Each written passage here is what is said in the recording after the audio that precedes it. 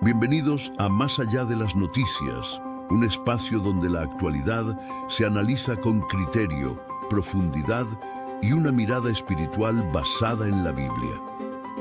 Gracias por acompañarnos en esta transmisión en vivo a través del canal de YouTube de Radio El Camino. Hoy, como cada semana, vamos a repasar las noticias más relevantes, reflexionar juntos a la luz de la palabra de Dios y leer los mensajes de todos los que se están sumando desde distintos lugares. Este programa es presentado por el licenciado Daniel Cúcaro y Emanuel Vallejos, con el propósito de informar, pensar y fortalecer la fe en tiempos desafiantes. Te invitamos a quedarte con nosotros, participar, compartir la transmisión y ser parte de esta conversación que va más allá de las noticias. Prepárate, ya comenzamos.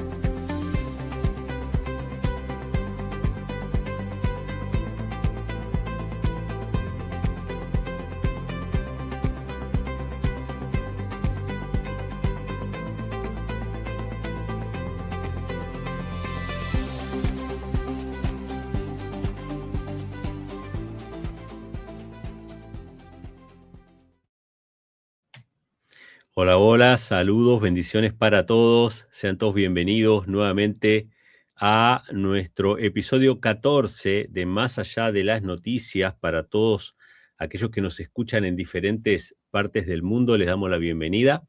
Queremos agradecerle por su compañía. Algunos están en vivo, algunos nos escucharán más adelante, pero bueno, agradecidos a Dios porque tenemos una oportunidad más de compartir no solamente las cosas que están sucediendo, sino también un poco de la palabra de Dios y lo que Dios dice acerca, bueno, de los tiempos que vivimos. Quiero saludar a Daniel. Daniel, ¿cómo estás? Dios te bendiga. ¿Qué tal, Emanuel? ¿Qué tal, oyentes, amigos, hermanos? Gracias por estar conectados con nosotros en este nuevo episodio que es difícil. Les puedo asegurar que el tema es difícil porque algunas personas podrían llegar a ofenderse y no es nuestra intención de que se ofendan. Simplemente queremos presentar la luz que la Biblia nos trae y espero que lo puedan entender así. Amén, amén. Así es. Y hoy vamos a estar tocando esta temática que se titula Reina del Cielo o Madre de Dios, obviamente refiriéndonos a el papel de la Virgen María para todos aquellos que hemos crecido y vivido toda nuestra vida en Latinoamérica. El tema de la Virgen nos toca de cerca porque, seamos católicos o no, estamos viviendo en un entorno católico y el papel de la Virgen María está en todos lados. Usted se subía a un carro, estaba la Virgen, iba en el colectivo, en el ómnibus, que allá en Argentina le decimos colectivo, o en el bus, y la empresa tenía una virgen ahí atrás. Uno iba a la escuela y había una virgen, iba a un hospital y está la Virgen, iba a una plaza y está la Virgen, y está en todas partes, ¿sí? Creo que hace muy poco el gobierno, extrañamente de un gobierno que se autodenomina liberal, como el de Javier Milei, hubo un decreto que pasó muy inadvertido, pero hubo una especie de decreto o algo así que consagraba a las Fuerzas Armadas de la República Argentina a la Virgen María. Algo muy interesante porque se supone que tiene que haber separación de Iglesia y de Estado.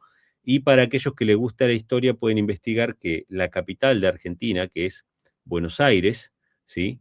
Buenos Aires debe su nombre a una virgen católica, Santa María del Buen Aire, ¿sí?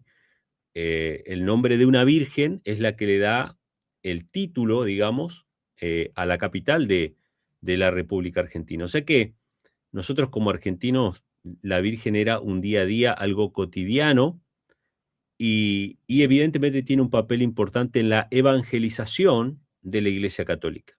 Una de las cosas que suelen decir los sacerdotes, esto lo cuenta Alberto Rivera, un ex sacerdote jesuita, en sus memorias, en su biografía, algo muy interesante que cuenta es que cuando él preguntaba a su maestro de religión sobre por qué pedirle a la Virgen, este maestro de religión decía, bueno, cuando tú te portas mal en tu casa, ¿quién es más severo, tu papá o tu mamá? y el niño decía, ¿no? Imagínense cómo se moldeaba la mente de esos niños en la Iglesia Católica, tremendo era la manipulación que había. Entonces el niño decía, no, mi papá es más severo. ¿Y a quién vas tú para pedirle que interceda ante tu padre? Y yo voy a mi mamá. Bueno, María es nuestra madre, entonces Dios, incluso Cristo es más severo, Cristo es más distante, pero María es más cercana. Entonces se ha utilizado y se utiliza hasta el día de hoy a la Virgen María para evangelizar. Pero vamos a la noticia puntualmente que salió esta semana. Hay una noticia que es del año pasado y otra de esta semana. Voy primero con la del año pasado. El portal El Mundo Cristiano saca una noticia que hizo mucho ruido en su momento, en el año 2025, que dice lo siguiente. El titular es este: el Papa León declara que solo Jesús salvó al mundo y rechaza el título de María como corredentora. Esto es tremendo para muchos católicos, que el Papa León ataque un pilar prácticamente de la religión católica. Decir que la Virgen María no es corredentora, o sea que la redención es exclusiva de Cristo, evidentemente es un sacudón para mucha gente que el sumo pontífice, el principal representante, el líder de la Iglesia Católica, diga que María no es corredentora. Entonces el artículo dice lo siguiente: un decreto de la oficina del Papa León rechaza firmemente la afirmación de que María, la Madre de Jesús, ayudó a salvar al mundo de la condenación, zanjando un debate que ha desconcertado a la comunidad católica al afirmar que solo Jesús redimió a la humanidad con su crucifixión y muerte. Fíjense esto, qué interesante. Muchos católicos, no todos evidentemente, porque el Papa tiene otra postura, el Papa está probablemente defendiendo un poco más la ortodoxia católica, pero muchos católicos creen que cuando María sufrió, porque acuérdense que se les había profetizado a María que una espada iba a traspasar su alma, ese sufrimiento de María ayudó a redimir a la humanidad. Y cuando ella estuvo en la cruz acompañando, todo ese padecimiento es parte de los méritos. Ustedes recuerden que la doctrina católica se basa en los méritos. Usted le pide a los santos porque los santos tienen méritos, pero la Biblia enseña que solamente los méritos de Cristo nos pueden salvar. Entonces el Papa se planta con esto. Obviamente, esta postura, que es desconcertante para muchos católicos tradicionalistas, evidentemente es como una especie de lavada de cara para el mundo protestante. El mundo protestante le es más fácil abrazar al mundo católico si le dicen algunas cosas bonitas. Por ejemplo, otros papas anteriores han dicho, ¿no? La salvación es por fe sola y no por obras. Entonces dicen, bueno, se terminó la reforma, porque Lutero decía que la salvación era por fe sola. Ya los católicos reconocemos que es por fe sola. Esto obviamente es de labios hacia afuera. Y entonces ahora te digo, miren, María no es corredentora. Entonces, esto obviamente prepara el terreno para la unión entre católicos y protestantes, sin lugar a dudas. Ahora, noticia actual, noticia del día de ayer, esto lo publica un portal español, dice: el Papa León XIV visitará la Catedral de Almudena para hacer una ofrenda floral a la Virgen. O sea, va a haber una visita oficial a Madrid, en una catedral, donde el Papa va a hacer una ofrenda a la Virgen. Obviamente hay un juego de palabras ahí en el catolicismo donde dicen no adoramos, sino que veneramos, que no es lo mismo, pero en la práctica es lo mismo. Hasta incluso cuando vamos a la Biblia es lo mismo, porque el segundo mandamiento, que dice no te harás imágenes, no prohíbe adorar imágenes. Dice no te inclinarás a ellas ni las honrarás. Es decir, ni siquiera usa la palabra adorar, usa la palabra que los católicos utilizan, que es venerar. No te inclinarás ante ellas ni las honrarás, ¿sí? Habla de no honrar imágenes, y justamente cuando el católico se defiende y dice, nosotros no adoramos, solamente honramos. ¿Y qué dice el mandamiento? No las honrarás, dice eso literalmente. Pero más allá de esa discusión, vemos que en la práctica no ha cambiado nada. Que no la llamen corredentora no significa de que no se siga promoviendo la adoración. Dice el artículo lo siguiente: el acto se celebrará el lunes 8 de junio y será un momento sencillo e íntimo en el que el Santo Padre estará acompañado por el cardenal José Cobo, arzobispo de Madrid, los obispos auxiliares y el cabildo catedral. El momento central será la subida al camarín de la Virgen para realizar una ofrenda floral y rezar ante ella. Obviamente rezar ante ella no significa de que va a rezar a Dios el Padre ante ella, sino que va a rezarle a ella. Y bueno, hay cantidad de imágenes, si ustedes buscan en internet, van a encontrar mucha información de cómo el Papa Francisco, y bueno, otros papas también, se inclinan ante la Virgen, ante las imágenes, las besan, a veces besan cadáveres o restos de cadáveres de personas que ellos dicen que son los apóstoles. Por ejemplo, hay una foto muy famosa del Papa Francisco besando una urna que contiene supuestamente los huesos del apóstol Pedro, o besando la sangre en un frasco de un sacerdote que murió, y esa sangre que a veces se pone sólida y a veces líquida, como un milagro, cosas por el estilo. Cuando uno se desvía un poquitito, no hay un límite, ¿no?, para esa desviación. ¿Cuál es el límite? Entonces, la consigna del día de hoy es: María, Madre de Dios o Reina del Cielo, que son títulos que después vamos a ver que ese título tiene una suma importancia, porque el título Reina del Cielo aparece en la Biblia, ¿sí? Lo vamos a ver un poquito más adelante, pero quiero pasarle la palabra a Daniel para que podamos comenzar este recorrido de por qué es importante en este tiempo final el papel de la Virgen María y su papel evangelizador, digamos, o su papel central en lo que nosotros llamamos y mencionamos muchas veces como el nuevo orden mundial. Te escuchamos, Dani. Estaba muy interesado escuchándote yo. La verdad que es un tema apasionante y nunca tenemos que olvidar, cuando estudiamos la historia, la Biblia, todo lo que tiene que ver con la religión, que el antagonista de Dios, de Cristo, la contienda entre Cristo y el otro personaje, este otro personaje es sumamente astuto y ha estado presente en el desarrollo de toda la historia de nuestra humanidad acá en el planeta Tierra. 6.000 años y él estuvo presente y mirando todo, y sus secuaces estuvieron interactuando con toda la humanidad en todo este tiempo. Entonces, nosotros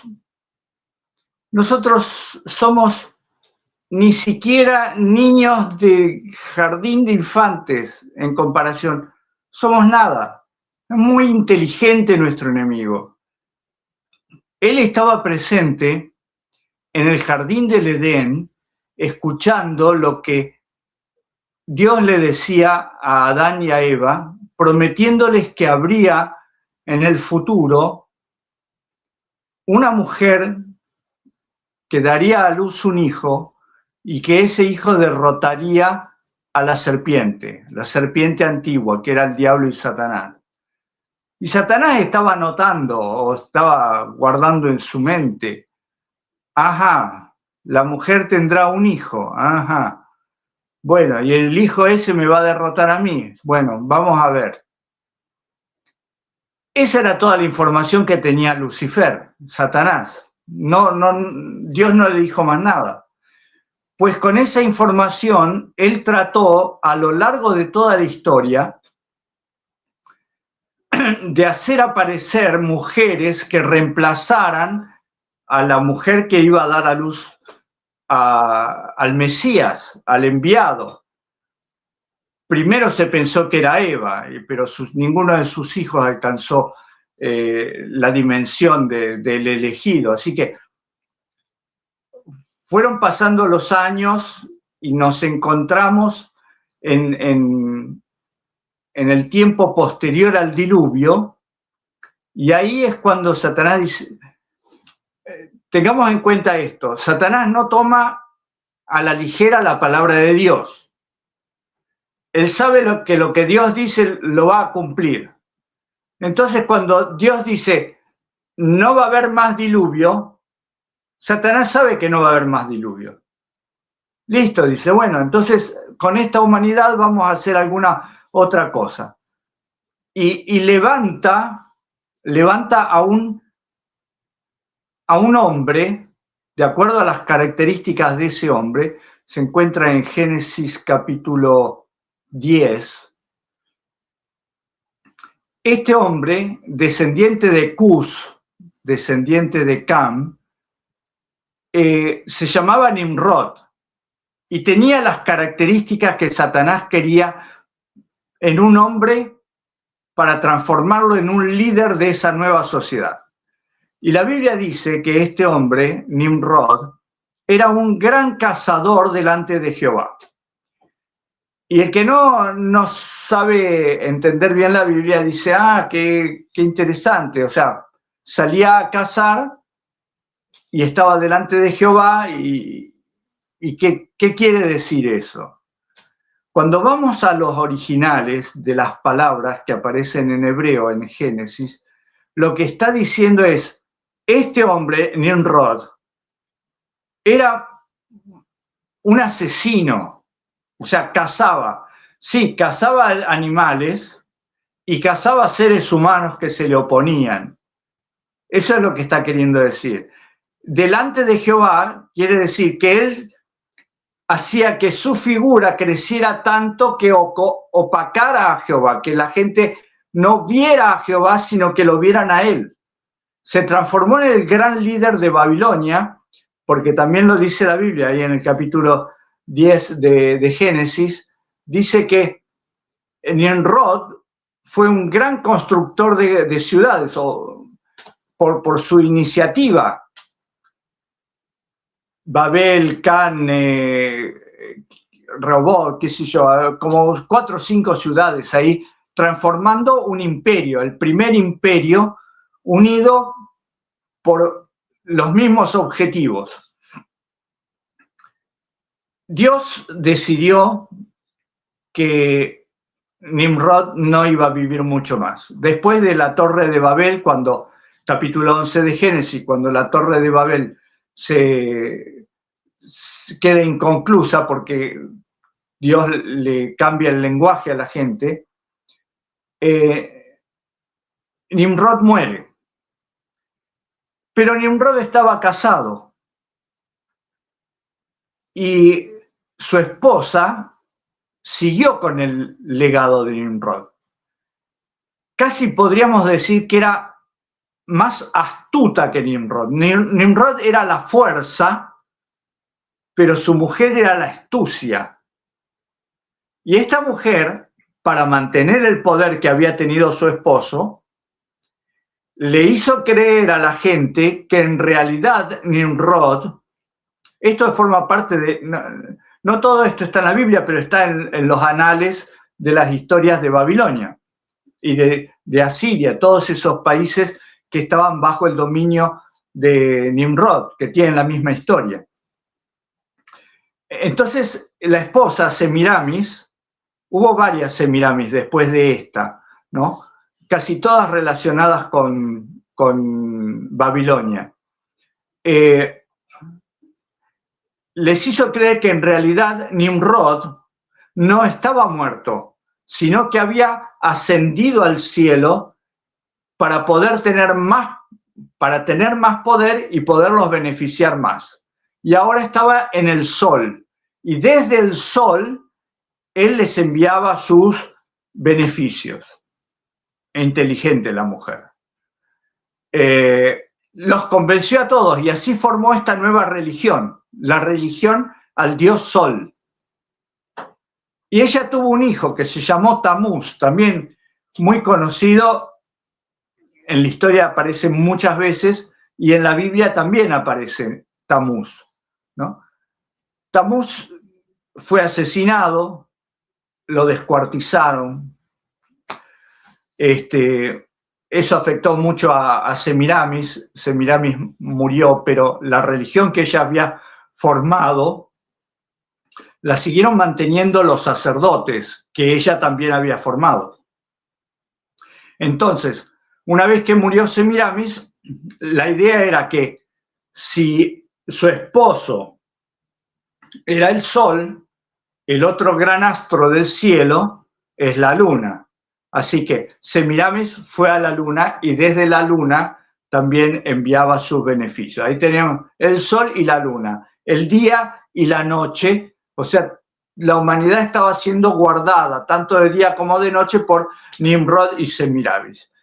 Y Tamuz, que era su hijo amado, siempre quedó dentro del ideario de la gente de que era el enviado para sustituir a su esposo, ¿no? Y la historia, la tradición, que también existe, dice que resucitó y se encarnó en el planeta Venus, ¿no? Que es otra, Marte, que es otro de los planetas que se alcanzan a ver a simple vista. Venus y Marte se alcanzan a ver a simple vista. Así que tenemos a esta tríada, a esta trinidad de el dios Sol, la Luna y el planeta Marte, que hacen la primer familia, que como esta familia estuvo asociada a la ciudad y a la construcción de Babel, de la torre, cuando se confundieron las lenguas, fueron por todas partes del mundo distribuyendo la misma historia que ellos habían mamado, por así decirlo, que adoraban. Entonces tenemos a lo largo de la historia y a lo largo de todos los pueblos del planeta Tierra la adoración del Sol, la Luna y las estrellas, hijos del Sol y la Luna. Y tenemos a la diosa madre con su pequeño hijo, Tamuz, en todas las religiones, que se llama de distintas maneras, pero está en todos lados.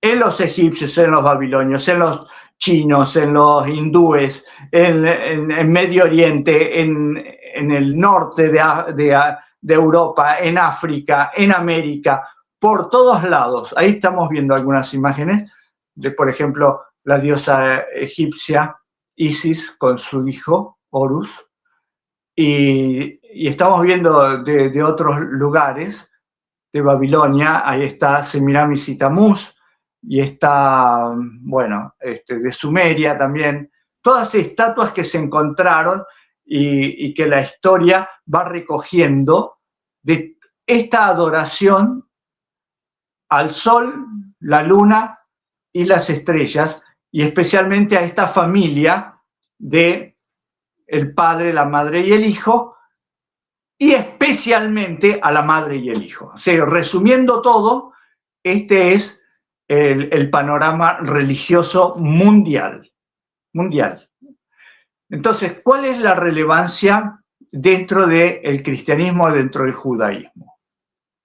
Dios siempre reclamó para sí la adoración única.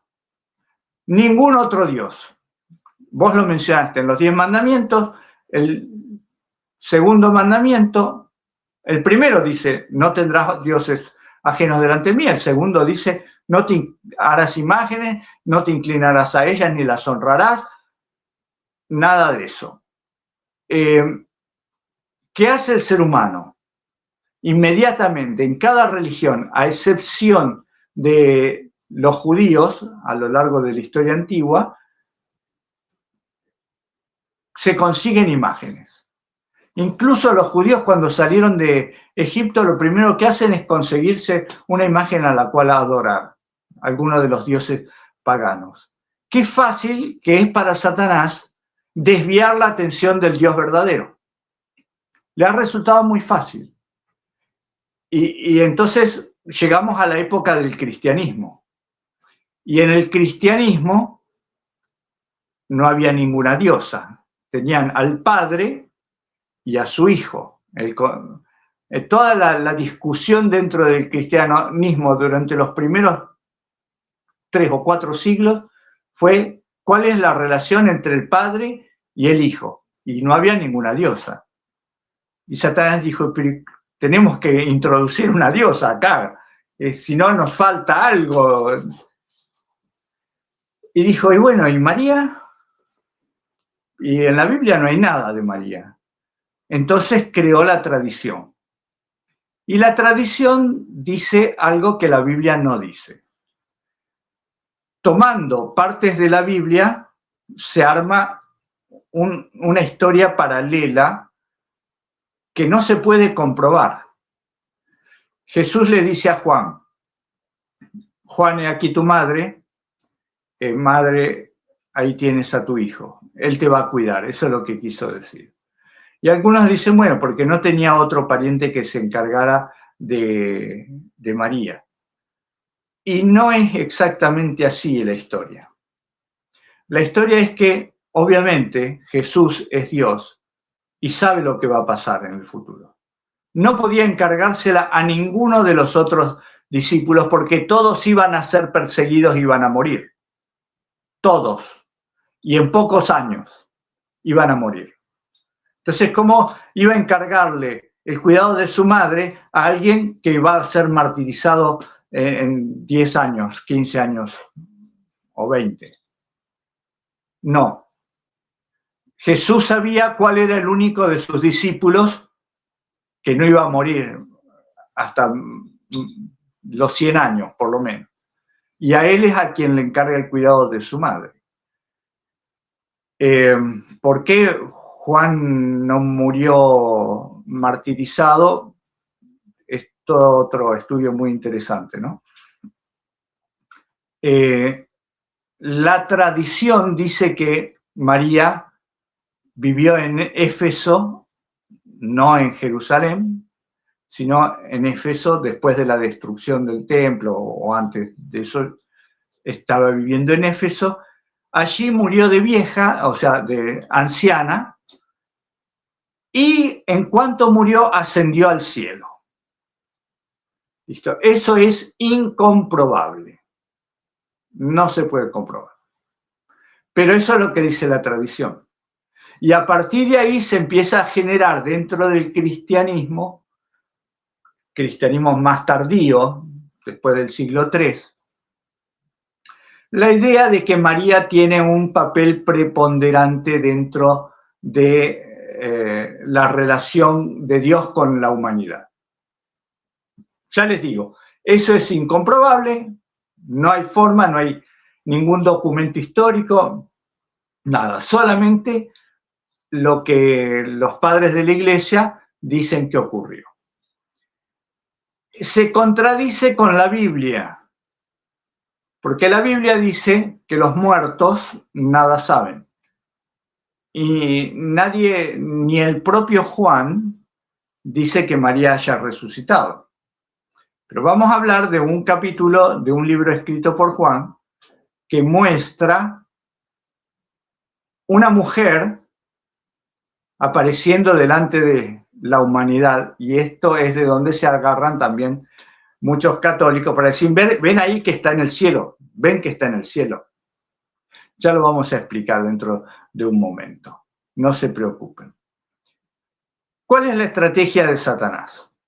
Y acá les pido, por favor, no se pongan nerviosos, los que creen en la Virgen María, no se pongan nerviosos. Yo respeto mucho a María como madre de Jesús.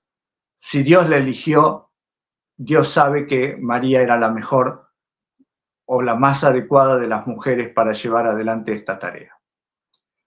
Pero de ahí a endiosarla y a darle atributos que la Biblia y que Dios no dice que se le dieron, es otra cosa. María fue un instrumento usado por Dios para que Jesús se encarnara. Si ustedes me dicen, ¿fue una mujer excelente? Yo les digo, sí, fue una mujer excelente.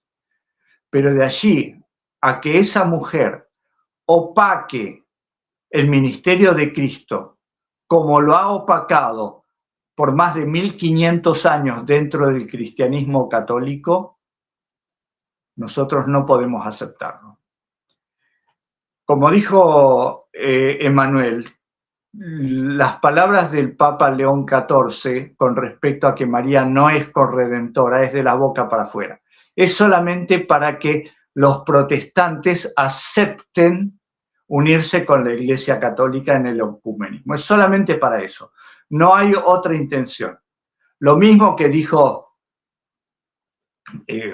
no me acuerdo cuál, Pablo II o Pablo VI, Juan Pablo II, sobre que la salvación es solo por las obras, solo por la fe y no por las obras, es de la boca para afuera. Los católicos siguen creyendo en la salvación por las obras. Por eso, hasta el día de hoy existe el confesionario y existen las penitencias. Si la Iglesia hubiera creído otra cosa, se habrían eliminado los confesionarios y las penitencias, los Ave María y los Padre Nuestro y todas esas cosas que no tienen nada que ver con la Biblia. La Biblia no dice que tenemos que purgar nuestros pecados contentándolo a Dios con un palabrerío innecesario. Al contrario, el Señor Jesús dice que muchas personas creen que por su palabrerío van a ser escuchados por Dios. Y a Dios no le interesan esos palabreríos. El hecho de que haya funcionado tan bien la adoración a María es justamente porque lo que dijo el sacerdote jesuita a Alberto Rivera se multiplica o se copia en todas las sociedades. La madre, al estar en contacto más cercano con los hijos, es la persona a la cual uno siempre recurre, o recurre en primera instancia, ¿no? Y ustedes fíjense cómo es, no quiero usar una palabra que pueda ser malinterpretada, pero esta trama tiene un poco de perversión, porque tiene la intención de sacar a Dios, el Padre, de la escena y también sacarlo a Cristo de la escena. Porque si ustedes prestan atención, a lo largo de todo el cristianismo, la imagen de la Virgen María siempre está extendiendo los brazos para abrazar a su hijo o para abrazar a la humanidad católica. Siempre es ella la que da. Y Jesús es representado como un bebé, por lo tanto no puede hacer nada, es un bebé. Como un crucificado, tampoco puede hacer nada, porque está crucificado. O como alguien que es irascible, mirando a quién puede castigar. Y la imagen de Dios siempre es así, ¿a quién puede castigar Dios? Y eso se da de patadas con Juan 3:16, que dice que de tal manera amó Dios al mundo que dio a su Hijo. Y como alguien que ama al mundo de tal manera que da a su Hijo, va a estar preparado siempre para castigar y castigar permanentemente. No se entiende. Pero es necesario mostrar esa fase de Dios, de un Dios que no se compadece con el Dios de la Biblia, para poder exaltar a María. Ella es la buena, ella es la que siempre te escucha, ella es la que te está cuidando, y eso es muy difícil de retraer de la gente. El gran éxito del catolicismo es la Virgen María, que logra borrar a Dios Padre y a Jesús de la mente de las personas. Siempre el católico va primero a María. Cuando la Biblia dice, nadie viene al Padre si no es por mí, la Iglesia Católica la pone a María primero. Y eso no tiene nada que ver con la Biblia. Es más, hay versículos de la Biblia que son muy claros y que siempre son ocultados a la vista de la gente. Yo tampoco voy a la Iglesia Católica pero a escuchar las predicaciones, pero he hablado con católicos, incluso con una monja católica. Yo le dije, ¿cómo me puede explicar usted Mateo 1, 24 y 25? Lo vamos a poner en pantalla. ¿Puede ser, Emanuel? Porque obviamente a María se la conoce como la Virgen, porque dio a luz un hijo sin haber tenido relaciones sexuales con José. Pero la Iglesia Católica dice que María continuó siendo virgen, pero la Biblia no dice eso. Mateo 1, 24 y 25. Mateo 1. Ahí lo tenemos. 24 y 25. Despertando José del sueño, José, el esposo de María, que estaba dispuesto a abandonarla, hizo como el ángel del Señor le había mandado y recibió a su esposa.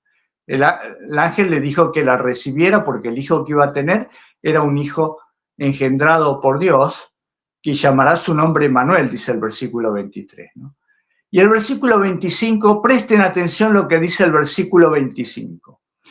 Recibió a su esposa y no la conoció hasta que dio a luz a su hijo primogénito y llamó su nombre Jesús. Y yo le pregunté a esta monja, ¿me puede explicar esto? ¿Qué significa? Y era una mujer inteligente. Era una mujer inteligente. Y lo leyó como 2 o 3 veces y se puso colorada y dijo, nunca, jamás lo había leído. Jamás lo había leído. Parece que en las Biblias católicas Mateo 1 termina en el versículo 24. Y el versículo 25 no lo leen. Y el versículo 25 dice, en palabras comunes de nosotros, para que se entienda mejor. Versículo 25 dice, y no tuvo relaciones sexuales con ella hasta que dio a luz a su hijo primogénito y llamó su nombre Jesús. ¿Qué sentido? Díganme ustedes, ¿qué sentido tiene este versículo que me aclare que no tuvo relaciones sexuales con ella hasta que nació Jesús, si no me estuviera diciendo que después que nació Jesús tuvieron relaciones sexuales?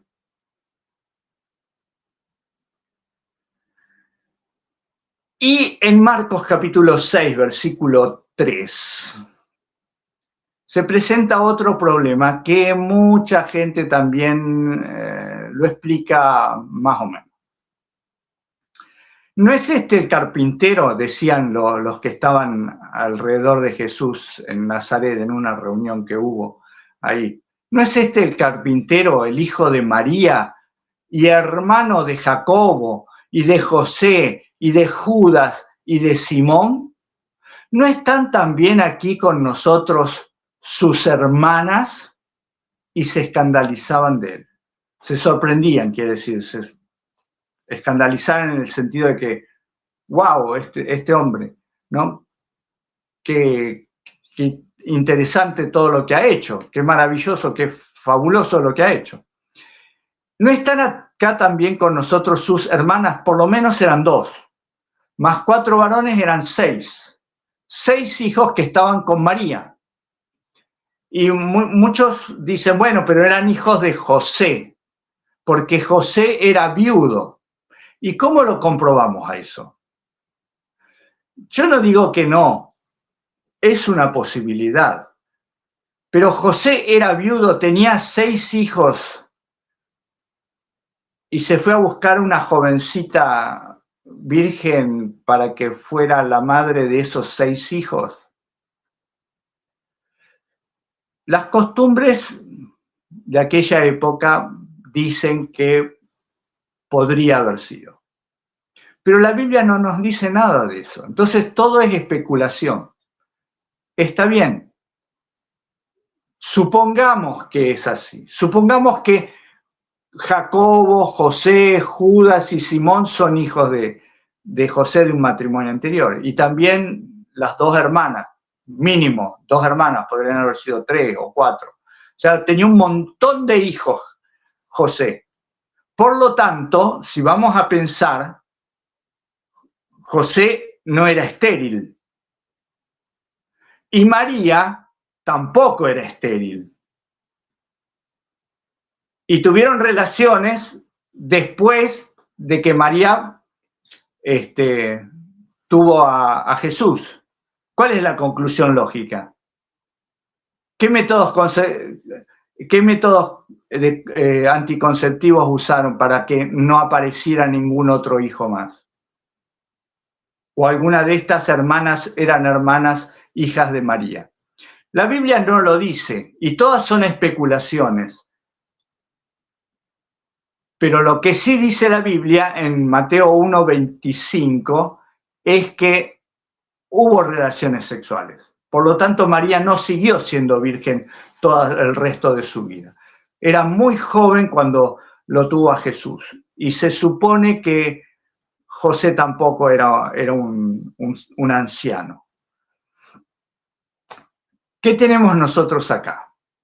Tenemos una historia acomodada para la conveniencia de que María sea presentada como virgen perpetua, solamente la madre de Jesús, porque ya se nos complica, si tuvo otro hijo ya se nos complica el tema, y pueda ser endiosada, elevada a la madre de Dios, porque si Jesús es Dios y María es la madre de Jesús y Jesús es Dios, por lo tanto María es la madre de Dios encarnado. ¿Y cómo vamos a negarle un lugar en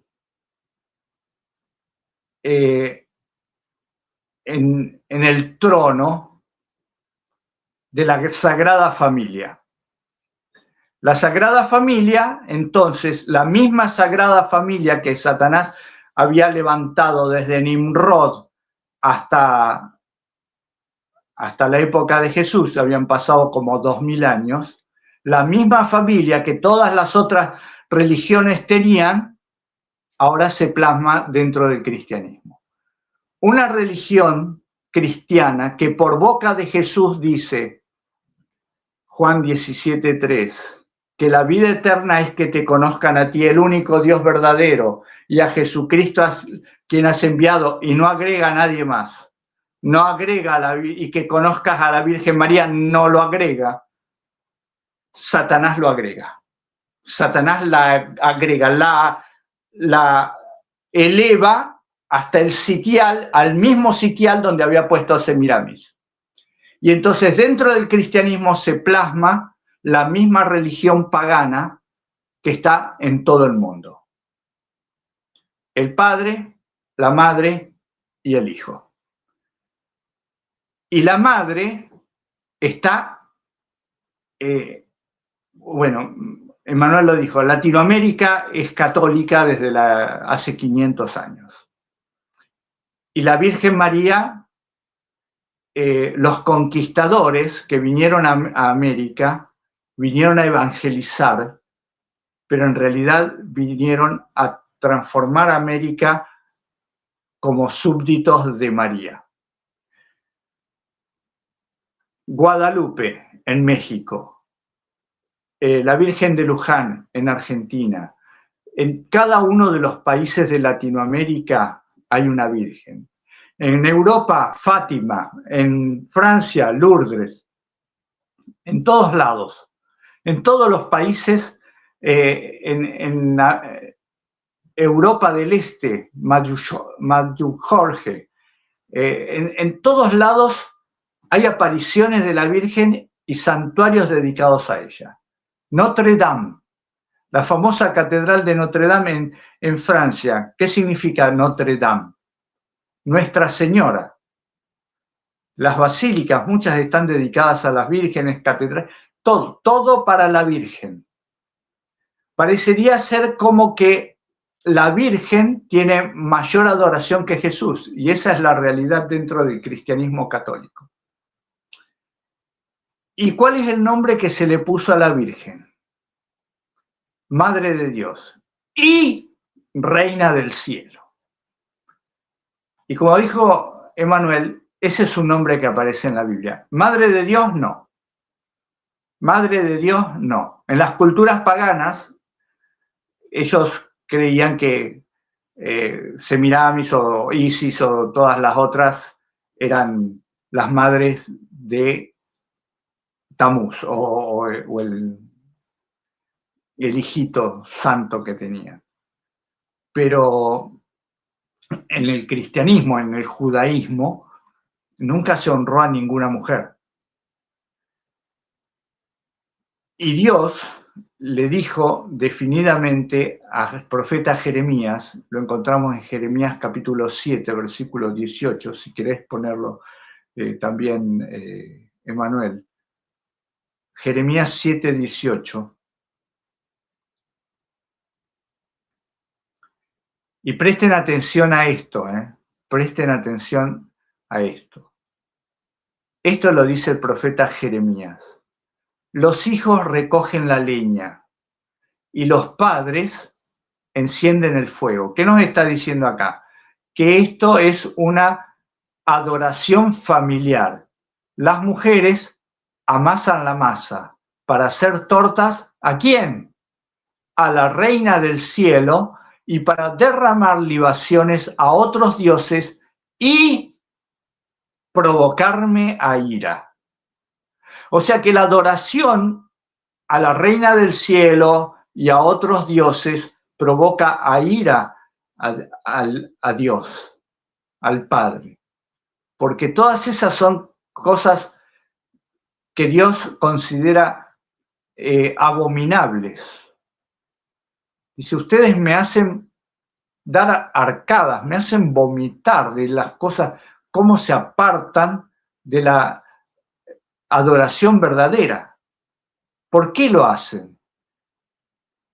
Y la Iglesia católica ha inventado la Reina del Cielo. Yo no sé si conocían este versículo o no les importa porque está en el Antiguo Testamento, pero basándose en la imagen que aparece en Apocalipsis 12, le dieron el nombre a la Virgen de la Reina del Cielo.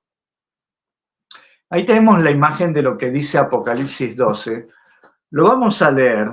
No es necesario que lo pongas en pantalla, lo voy a leer yo directamente, porque quiero que miren la imagen mientras yo leo lo que dice la Biblia. Dice que apareció en el cielo una gran señal, una mujer vestida del sol, con la luna debajo de sus pies y sobre su cabeza una corona de 12 estrellas. Y estando encinta, o sea, embarazada, clamaba con dolores de parto en la angustia de su alumbramiento. También apareció otra señal en el cielo. He aquí un gran dragón escarlata. Escarlata es el color sangre brillante, la sangre fresca, que tenía 7 cabezas y 10 cuernos y en sus cabezas 7 diademas. Y su cola arrastraba la tercera parte de las estrellas del cielo y las arrojó sobre la tierra. Y el dragón se paró frente a la mujer que estaba para dar a luz a fin de devorar a su hijo tan pronto como naciese. Y ella dio a luz un hijo varón, que regirá con vara de hierro a todas las naciones, y su hijo fue arrebatado para Dios y para su trono. Y cuando uno lee esto dice, está hablando de María. Obviamente está hablando de María, porque ¿qué otra mujer está embarazada de el Hijo de Dios? ¿Qué otra mujer? Pero lo sorprendente de esto es que todos aquellos que dicen que no pueden entender Apocalipsis porque está llena de símbolos, a esto sí lo entienden y lo toman como algo literal, cuando en realidad no es literal.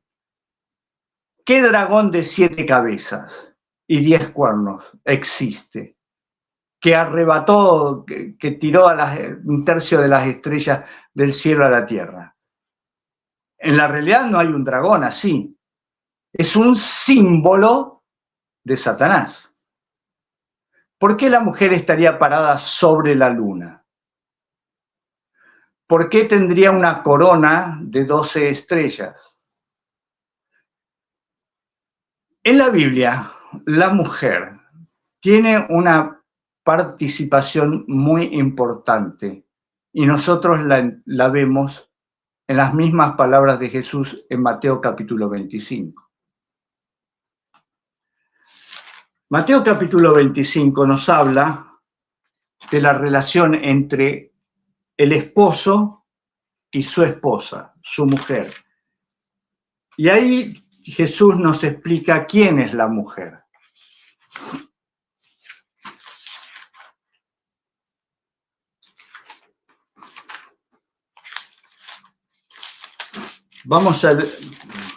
Voy a leer Mateo capítulo 25. Está en el marco de la parábola de las 10 vírgenes, ¿no? Ahí también vemos a mujeres. Dice que el reino de los cielos es semejante a 10 mujeres, 10 jóvenes, que tomando sus lámparas salieron a recibir al esposo. 5 de ellas eran prudentes y 5 insensatas. Bien. Versículo 6, a la medianoche se oyó un clamor. Aquí viene el esposo, salid a recibirle. Entonces todas aquellas vírgenes se levantaron y arreglaron sus lámparas.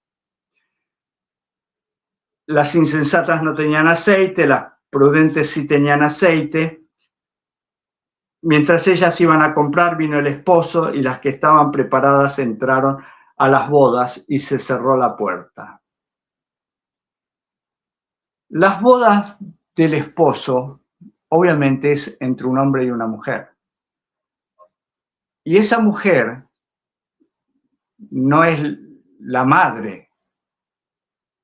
Esa mujer es la iglesia, el pueblo redimido al cual el esposo viene a reclamar como suya.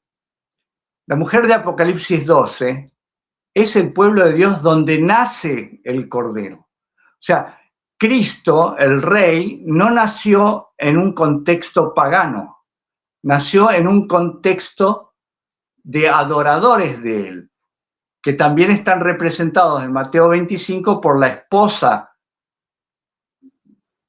con la cual Cristo se une. Cristo nace en ese contexto, en el contexto de una nación que, si bien lo estaba esperando y no lo reconoció, era una nación elegida por él, por Dios, para que naciera en ese lugar. ¿Podría haber nacido en cualquier otro lugar? No. De acuerdo a las Escrituras, no podría haber nacido en China, por ejemplo. No podría haber nacido en Europa. Tenía que nacer en el lugar elegido, de la familia elegida, por la mujer elegida. Pero esa mujer, una vez que cumplió su papel, deja de tener una función. La mujer de Apocalipsis es un símbolo, así como la esposa que aparece en la parábola de las 10 vírgenes es un símbolo, así como el dragón es un símbolo, la mujer es un símbolo. El Cordero, el Hijo de Dios, nace en el pueblo de Dios y es arrebatado, y el pueblo de Dios pasa por persecución. Yo dejé sin leer una parte de Apocalipsis 12 para leerla a continuación, para que ustedes vean esto. La Virgen María en ningún momento pasó por persecución. En Apocalipsis 12 se nos muestra a partir del versículo 6, dice así: la mujer huyó al desierto donde tiene lugar preparado por Dios para ser así sustentada por 1260 días. Y después más adelante dice que versículo 9, fue lanzado fuera el gran dragón, la serpiente antigua que se llama Diablo y Satanás, el cual engaña al mundo entero, fue arrojado a la tierra y sus ángeles fueron arrojados con él, hablando del dragón que es arrojado a la tierra. Dice, oí una gran voz en el cielo que decía, ahora ha venido la salvación, el poder y el reino de nuestro Dios y la autoridad de su Cristo, porque ha sido lanzado afuera el acusador de nuestros hermanos, el que los acusaba delante de nuestro Dios día y noche. Y ellos le han vencido por medio de la sangre del Cordero y de la palabra de testimonio de ellos, y menospreciaron sus vidas hasta la muerte. Versículo 13. Cuando vio el dragón que había sido arrojado a la tierra, persiguió a la mujer que había dado a luz al hijo varón, y se le dieron a la mujer las 2 alas de la gran águila para que volase de delante de la serpiente al desierto, a su lugar donde es sustentada por un tiempo y tiempos y la mitad de un tiempo. Y la serpiente arrojó de su boca detrás de la mujer agua como un río para que fuese arrastrada por el río. Pero la tierra ayudó a la mujer, pues la tierra abrió su boca y tragó el río que el dragón había echado de su boca. Entonces el dragón se llenó de ira contra la mujer y se fue a hacer guerra contra el resto de su descendencia, los que guardan los mandamientos de Dios y tienen el testimonio de Jesucristo. Si ustedes van a entender literalmente que esa mujer de Apocalipsis 12 es María, entonces tiene que reconocer que no fue virgen, porque el versículo 17 dice el resto de su descendencia, que el dragón fue a hacer guerra contra el resto de su descendencia. O sea, no solamente tuvo ese hijo varón, sino que tuvo una gran descendencia, a la cual el dragón quiere exterminar. Y eso no cuadra con ninguna historia bíblica con respecto a María. Ni María se fue al desierto, ni fue perseguida durante 1260 días, ni nada de eso, ni tuvo más descendencia, según la religión católica. Entonces, como está en el libro de Apocalipsis, y el Apocalipsis está lleno de símbolos, y ahí está diciendo exactamente qué es lo que pasó y por qué la mujer fue perseguida, no se olviden ustedes que ni José ni María fueron perseguidos. Ellos huyeron a Egipto porque el que era perseguido era Jesús. Pero acá en la profecía dice que la mujer es perseguida. Y si nosotros entendemos que la mujer representa al pueblo de Dios, entendemos que sí, que el pueblo de Dios ha sido perseguido a través de todas las épocas, especialmente durante la Edad Media. ¿Entienden estas sutilezas que a veces leemos 3 versículos y armamos toda una historia con 3 versículos y quedan 10 versículos más que los pasamos por alto porque no nos conviene entenderlo? Como Mateo 1:25, estoy seguro ningún sacerdote jamás ha utilizado en ninguna misa, por eso esta monja con la cual lo hablé no lo conocía. Bien, nos queda una partecita que es el tema de las apariciones de María, que es lo que sustenta su adoración, sus milagros. Les puedo decir lo siguiente: los milagros no garantizan que el que hace el milagro es verdadero. Vayamos a los primeros milagros que aparecen en la Biblia, que son los milagros de Moisés. Moisés hizo milagros delante del faraón y los magos del faraón hicieron los mismos milagros. ¿Y qué pensó faraón? Le dijo a Moisés, mira, mis magos pueden hacer lo mismo. Así que, ¿qué me viene a querer correr con esto de las bastones que se hacen serpientes o cualquier otra cosa? Mis magos hacen lo mismo. ¿Y por qué tenían poder los magos para imitar los milagros que hacía Moisés? Porque Satanás les daba ese poder. Dios le mostró que él era superior porque la vara de Moisés se comió a las otras serpientes. O sea, y creer en milagros es para mentes débiles. Perdonen que lo diga de esta forma, pero ya he dicho tanto que los puede asustar. Creer en milagros, vivir creyendo en milagros, es para mentes débiles. Y les digo, Jesús no hacía milagros para contentar a la gente. Cuando lo estaban por crucificar le pedían milagros. El último milagro, desciende de la cruz y creeremos en ti. Y no iban a creer. Y Jesús no hacía ese tipo de milagros. Los milagros de Jesús eran para sanamiento espiritual de las personas. Porque muchas veces el sanamiento físico va acompañado del sanamiento espiritual. O al revés, el sanamiento espiritual va acompañado del sanamiento físico. En el caso del paralítico, Jesús le dijo, tus pecados te son perdonados. A la mujer adúltera le dijo, vete y no peques más, ni yo te condeno. No fue un milagro eso, simplemente fue la restitución de una persona, que ese era el objetivo de Jesús a través de todo el tiempo. Pero parecería ser que el objetivo de María es hacerle milagros y cumplirle los deseos a la gente. Y que la gente le ponga regalos y le construya iglesias. Y Jesús mismo, desde el Antiguo Testamento, desde que construyeron el templo de Salomón, dijo, estas paredes no te pueden contener, dijo Salomón, reconociendo que las paredes no sirven de nada. El mismo Jesús dijo, donde estén 2 o 3 reunidos, yo estoy ahí. Entonces, ¿para qué hacer semejantes catedrales? Para la gloria de los hombres. Para eso son las catedrales, no para la gloria de Dios.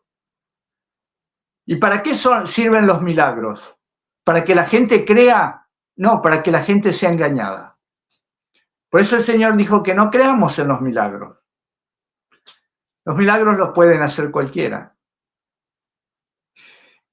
Y para que vean que los milagros no sirven de nada,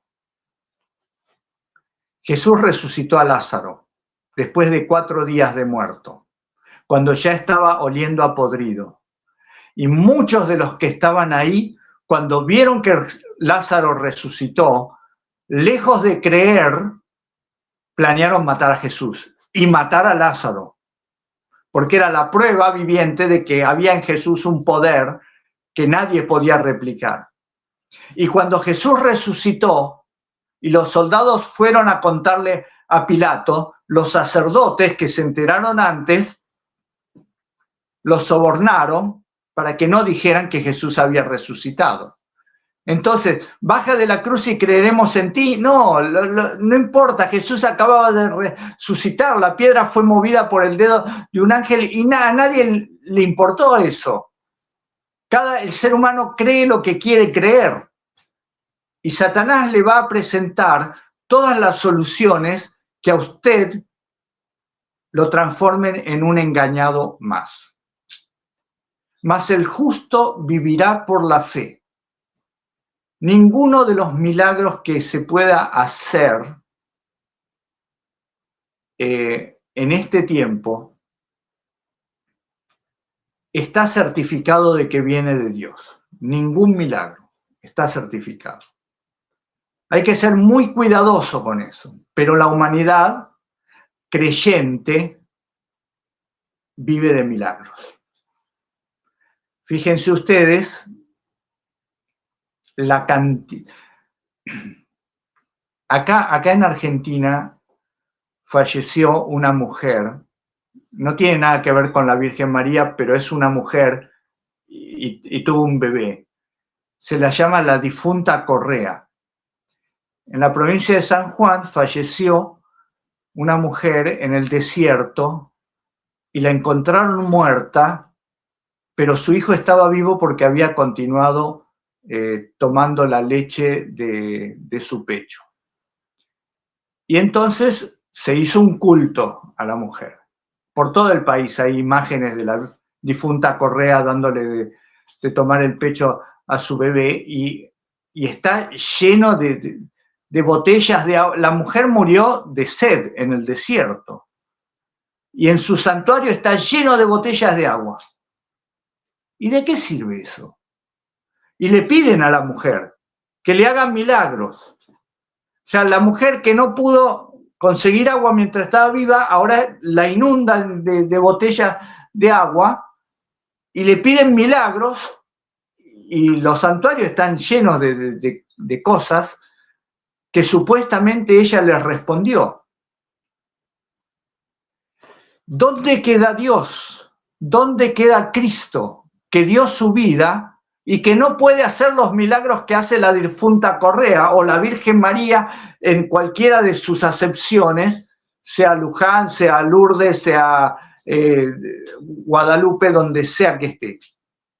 ¿Por qué ella puede hacer milagros y Jesús no puede hacer milagros? ¿Está muy ocupado? Omnipotente, omnisapiente, todopoderoso, y necesita la ayuda de miles y miles de santos y de la Virgen, porque si no, no puede atender todos los pedidos que son.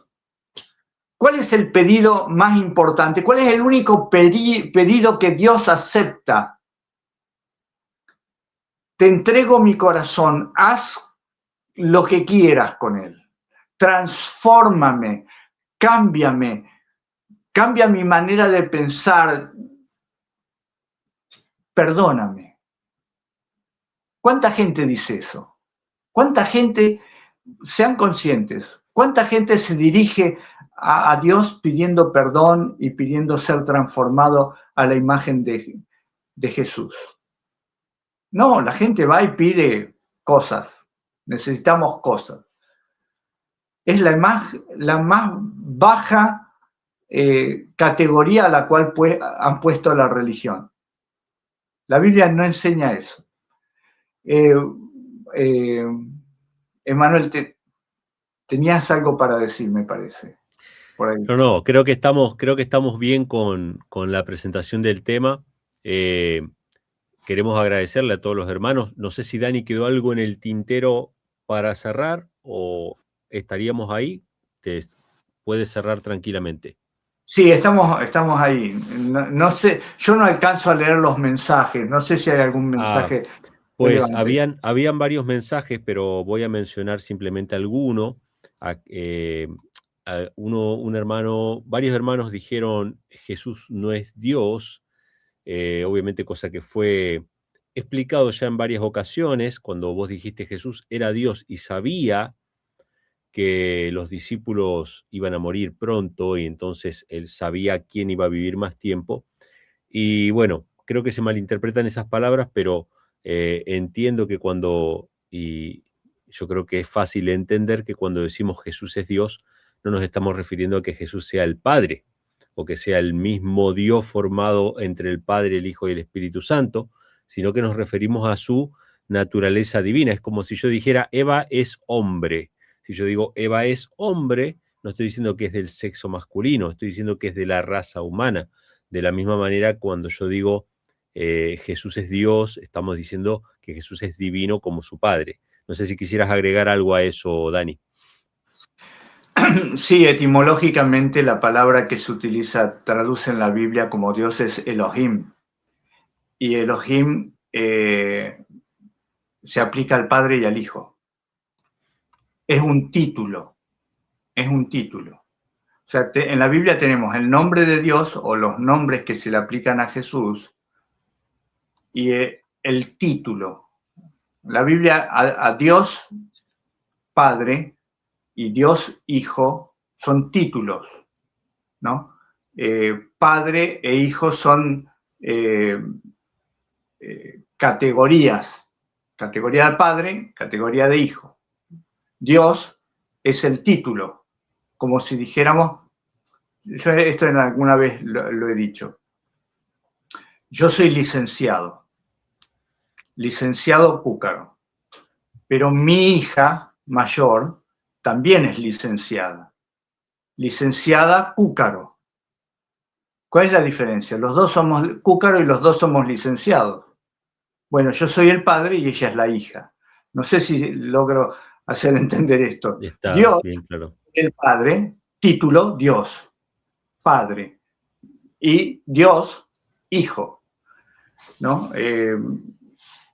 Lo que pasa es que en general cuando decimos Dios, nuestra mente nos conduce al Padre, y está bien, porque Él es el más importante, o digamos, es el generador de todo, es el Padre y su Hijo. Entre los dos son los que reinan en el universo. Pero decir que Jesús no es Dios, me parece que no cuadra. Jesús también es Dios. Entiéndanlo de esta manera. Esas palabras son títulos. ¿Cuál es alguno dirá, ¿cuál es el nombre de Dios? Dios nos dijo, yo soy el Eterno. Ese es mi nombre con el cual ustedes me tienen que entender. Yo soy eterno, yo soy Jehová. Pero ¿saben qué? Jesús también es Jehová. Porque Jesús también es eterno. Comparten el mismo título y el mismo apellido.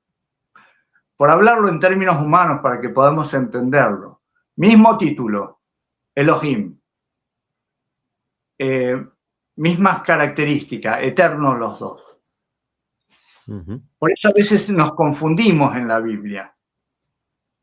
Cuando en Abraham le dice que Jehová le dijo lo que iba a hacer con Sodoma y Gomorra, ¿quién era? Jehová era este forastero que había venido. ¿Y quién era ese forastero? ¿Quién era ese Jehová? ¿Era el Padre o era Jesús? Era Jesús, y Abraham lo identifica con Jehová y lo adora, como en otras circunstancias también, que apareció a Josué, por ejemplo, y en muchas otras circunstancias, y no se negó a que lo adoraran, porque es Jesús el que acepta también el nombre de Jehová, la columna de fuego, la nube que seguía al pueblo de Israel, era Jesús. Bueno, es para otro programa más largo. Muy bien, Daniel. Muchas gracias. Gracias, Daniel, y gracias también a todos los hermanos que nos han dejado, bueno, muchísimos mensajes que van a quedar grabados allí en el chat. Y ahora quiero comentarles algo, paréntesis, antes de despedirnos, simplemente. Atento, editor, puede quitar esta parte porque es un paréntesis que no hace al programa, pero ya que estamos aquí, quisiera mencionarlo.